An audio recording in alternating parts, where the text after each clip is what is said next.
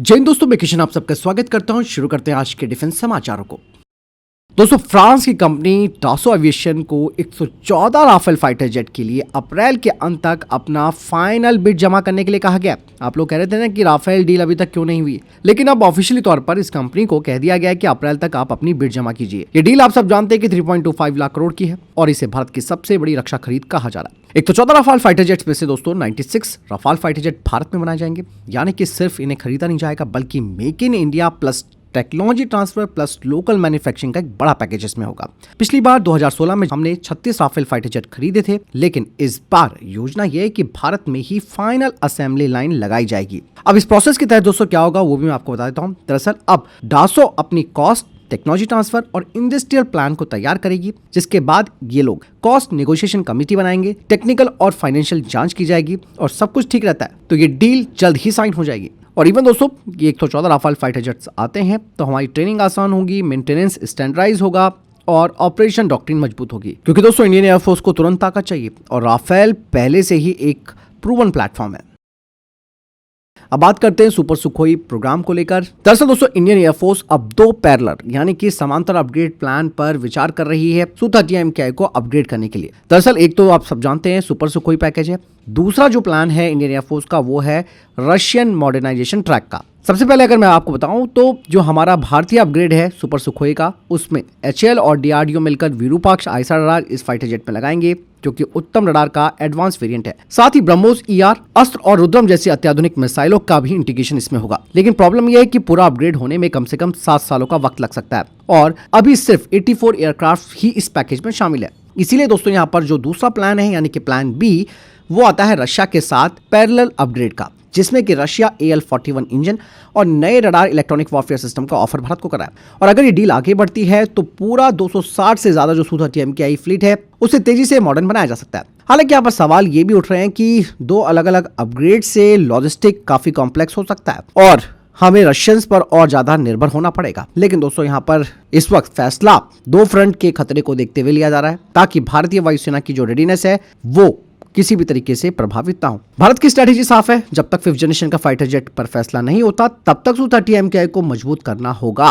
फिलहाल दोस्तों आपको क्या लगता है, क्या भारत को केवल और केवल स्वदेशी रास्ता चुनना चाहिए जिसमें कि 7 सालों का वक्त लग सकता है, या रशिया के साथ ये जो डुअल ट्रैक अपग्रेड का फैसला होगा वो सही होगा? कमेंट में अपनी राय जरूर दीजिएगा।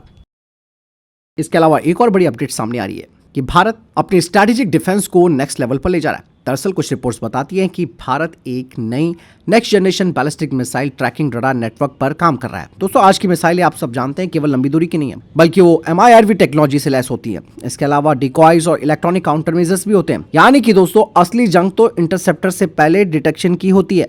लेकिन दोस्तों ये जो भारत का नया रडार आर्किटेक्चर है उसका स्पेशली फोकस है लंबी दूरी को जल्द से जल्द डिटेक्ट करना, असली वॉरहेड और डिकॉय में फर्क को तुरंत क्लियर कर देना, हाइपरसोनिक ग्लाइड सिस्टम को ट्रैक करना, मल्टी टारगेट और रियल टाइम में डेटा फ्यूजन करना। आपको मैं बता दूं दोस्तों, मिसाइल डिफेंस में रिएक्शन टाइम ही असली पावर होती है। जितनी जल्दी आप खतरा देखोगे उतना ज्यादा इंटरसेप्शन का चांस मिलेगा।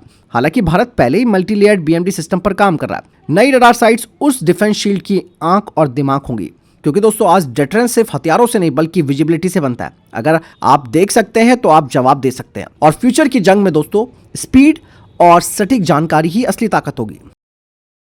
इसके अलावा दोस्तों अमेरिका के डिफेंस एनालिस्ट ने एक बड़ा स्टेटमेंट दे दिया है। उन्होंने कहा कि भारत Su-57 को एक खतरनाक फाइटर जेट बना सकता है, लेकिन भारत इसे स्टेल्थ नहीं बना सकता। अमेरिकी डिफेंस एनालिस्ट ने कहा कि Su-57 की सबसे बड़ी कमजोरी उसका स्टेल्थ है। इसका इंजन फेस एक्सपोजर है, IR सिग्नेचर है और रडार क्रॉस सेक्शन भी जाता है, जो कि F-22 रैप्टर या फिर F-35 लाइटनिंग 2 के लेवल का नहीं है। इवन उन्होंने एग्जांपल भी दिया कि यूक्रेन जंग में Su-57 ने ज्यादातर स्टैंड ऑफ दूरी से मिसाइलें फायर की और ये fighter jet contested air space में कम ही गया। ये नहीं दोस्तों, यहाँ पर जो अमेरिकी डिफेंस एनालिस्ट है उन्होंने कहा कि अगर भारत इस फाइटर जेट को लेता है और इसमें DRDO का उत्तम या विरूपाक्ष आईएसआर रडार, बेहतर सेंसर फ्यूजन सॉफ्टवेयर और भारतीय इलेक्ट्रॉनिक वॉरफेयर सिस्टम लगता है तो ये प्लेटफॉर्म बेहद घातक बन जाएगा। और उन्होंने एग्जांपल दिया है Su-30 MKI का, जिसमें कि रशियन एयरफ्रेम है प्लस भारतीय और पश्चिमी यानी कि वेस्टर्न एवियोनिक्स है और ये एक पावरफुल मल्टी रोल फाइटर है। मतलब उनका कहना है कि भारत इसका स्टेल्थ तो चेंज नहीं कर पाएगा,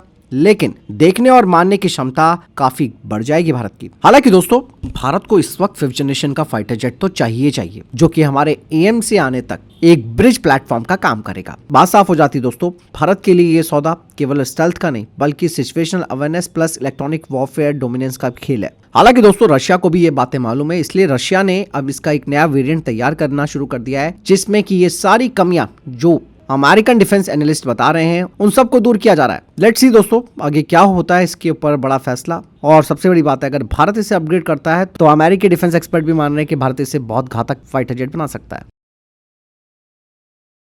वही दूसरी तरफ दोस्तों एक रिपोर्ट और सामने आई जो बताती है कि भारतीय वायुसेना एक plug and play software architecture को विकसित करना चाहती है राफेल फाइटर जेट के लिए, ताकि बिना सोर्स कोड एक्सेस के भी जेट को अपग्रेड किया जा सके। याद रखिए दोस्तों, फाइटर जेट में असली ताकत केवल इंजन और मिसाइल ही नहीं है बल्कि उसका सॉफ्टवेयर होता है। और डासो एविएशन अपने फाइटर जेट का कोर सोर्स कोड शेयर नहीं करता है, जो कि दुनिया के लगभग सभी वेस्टर्न प्लेटफॉर्म के लिए एक सामान्य बात है। ऐसे में दोस्तों भारत चाहता है कि भारत के पास एक सिक्योर डिजिटल गेटवे हो, कुछ ऐसा जैसा कि हाई सिक्योर यूएसबी पोर्ट होता है। दरअसल इस लेयर के जरिए दोस्तों भारतीय मिसाइलों को इंटीग्रेट किया जा सकता है, इलेक्ट्रॉनिक वॉरफेयर सिस्टम अपडेट हो सकता है, हेलमेट माउंटेड डिस्प्ले जोड़े जा सकते हैं, थ्रेट लाइब्रेरी को लोकली अपडेट किया जा सकता है। और मैंने आपको कल बताया भी था कि भारत को फ्रांस एपीआई लेवल का एक्सेस देगा। हालांकि कल गलती से मुझसे एआई पे निकल गया था, आप लोगों के कमेंट्स मैंने पढ़े, लेकिन दोस्तों गलती हो जाती है। और एक चीज और दोस्तों, यहाँ पर भारत को 100% कंट्रोल तो नहीं मिला राफेल का, लेकिन 60 से 70% ऑपरेशनल फ्लेक्सिबिलिटी ये भी भारत के लिए काफी मायने रखेगी और ये गेम चेंजर भी साबित होगी, जिससे कि भारत तेजी से हथियारों को इंटीग्रेट कर सकता है, लोकली थ्रेट अपडेट कर सकता है, जिससे कि इंडियन एयरफोर्स को बड़े फायदे होंगे। और अगर ये प्लान सफल होता है और एग्जीक्यूट होता है तो भारत इस इंपोर्टेड प्लेटफॉर्म को फिक्स्ड प्रोडक्ट की तरह नहीं बल्कि इवॉल्विंग सिस्टम की तरह इस्तेमाल करेगा।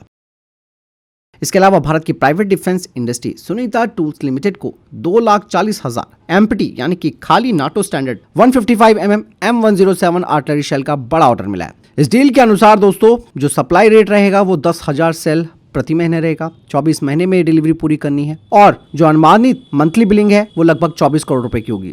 दोस्तों यहाँ पर सबसे महत्वपूर्ण बात यह है कि ये खाली आर्टिलरी शेल बॉडी है, यानी कि फोर्जिंग, मशीनिंग और स्ट्रक्चरल मैन्युफैक्चरिंग पर फोकस किया गया है, लेकिन फिलिंग और फ्यूजिंग ये एक अलग प्रोसेस होता है। 155 mm 107 नाटो स्टैंडर्ड का जो एमुनेशन है दोस्तों वो दुनिया में सबसे ज्यादा इस्तेमाल होने वाला आर्टिलरी कैलिबर है। ग्लोबल डिमांड खास करके यूरोप और चल रहे संघर्षों के कारण तेजी से बढ़ रही है। यानी कि दोस्तों ये ऑर्डर सिर्फ एक कॉन्ट्रैक्ट नहीं है बल्कि भारत के प्राइवेट सेक्टर के लिए डिफेंस एक्सपोर्ट में बड़ा अवसर है। दोस्तों भारत इजराइल के लेजर एयर डिफेंस सिस्टम यानी कि आयरन बीम पर काफी इंटरेस्ट दिखा रहा है। दोस्तों ये 100 किलोवाट का हाई एनर्जी लेजर सिस्टम है जो कि रॉकेट, मोटार और ड्रोन को लाइट की स्पीड से मार गिरा देता है। मतलब साफ है कि ये मिसाइल की तरह इंटरसेप्टर लॉन्च नहीं है बल्कि लेजर बीम से टारगेट को जलाकर नष्ट कर देता है। और आपने देखा है कि डीआरडीओ ने भी अपना खुद का इसी तरीके का लेजर हथियार तैयार किया, क्योंकि ड्रोन्स आज की जंग में सबसे बड़े चैलेंज है। इसलिए हर ड्रोन पर महंगी मिसाइल दागने का मतलब है कि आपको नुकसान ही उठाना पड़ेगा। इसलिए ये जो लेजर सिस्टम है उसका पर शॉट बेहद कम लागत वाला होता है, सेकेंड्स में ये प्रतिक्रिया देता है और कोलैटरल डैमेज भी कम होता है। और सबसे बड़ी बात दोस्तों यहाँ पर ये सामने आ रही है कि भारत जो कि पहले से ही बराक 8 जैसे इजरायली सिस्टम को ऑपरेट करता है, ऐसे में आयरन बीम उस मल्टीलेयर एयर डिफेंस में एक नई लेयर जोड़ सकती है। हालांकि दोस्तों यहाँ पर चैलेंजेस भी आते हैं इस चीज़ को लेकर, जैसे कि लेजर सिस्टम धूल, बारिश और नमी में प्रभावित हो जाता है। इसीलिए भारत के अलग अलग मौसम में इसकी परफॉर्मेंस की गहराई से जांच होनी चाहिए। और अगर ये डील आगे बढ़ती है दोस्तों तो ये सिर्फ एक खरीद नहीं होगी बल्कि भारत की डिफेंस फिलॉसफी में डायरेक्टेड एनर्जी की एंट्री होगी और इससे भारत अपने खुद के हथियारों को इसी लेवल पर या इससे ज्यादा एडवांस बना सकता है। यहाँ पर आयरन बीम की पूरी टेक्नोलॉजी देने के लिए भी तैयार है, इवन वो तो हमें आयरन डोम की भी टेक्नोलॉजी दे रहा है। तो फिलहाल इतने देखिए टॉप डिफेंस अपडेट। वीडियो के सामने कोई प्रश्न, जवाब या आपका कोई सवाल है कमेंट सेक्शन में लिखकर जरूर पूछेगा। वीडियो को लाइक और शेयर जरूर कीजिएगा, चैनल जरूर सब्सक्राइब कीजिएगा। जय हिंद, वंदे मातरम।